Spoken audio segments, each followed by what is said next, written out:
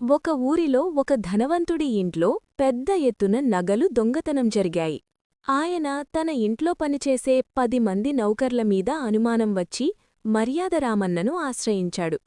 రామన్న అందరినీ విచారించినా ఎవరూ ఒప్పుకోలేదు.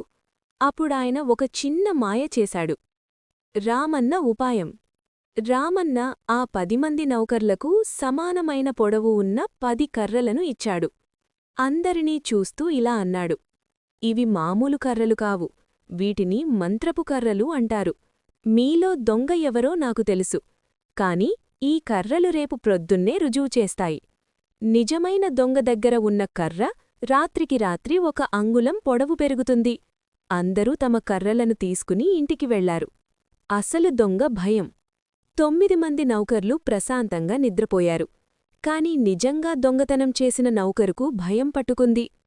అమ్మో, నా కర్ర 1 అంగుళం పెరిగితే రామన్న నన్ను పట్టుకుంటాడు, కాబట్టి నేనే ముందుగా ఆ కర్రను 1 అంగుళం కోసేస్తాను. అప్పుడది పెరిగినా మిగతావారి కర్రలతో సమానంగా ఉంటుంది అని తెలివిగా ఆలోచించి 1 అంగుళం కోసేశాడు. తీర్పు. మరుసటి రోజు ఉదయం రామన్న అందరి కర్రలను పరీక్షించాడు. అందరి కర్రలు ఒకే పొడవు ఉండగా ఒక్కడి కర్ర మాత్రం 1 అంగుళం తక్కువగా ఉంది.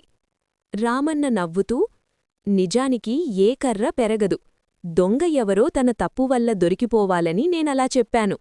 తన కర్ర పెరుగుతుందన్న భయంతో ముందే కోసేసిన ఇతనే దొంగ అని తీర్పు ఇచ్చాడు. దొంగ భయంతో వణికిపోయి నిజం ఒప్పుకున్నాడు. ఈ కథలోని చమత్కారం: దొంగకు ఉండే నేరం చేసిన మనస్సు, అంటే గిల్టీ కాన్షియన్స్, ఎప్పుడూ భయపడుతూనే ఉంటుందని రామన్న నిరూపించారు.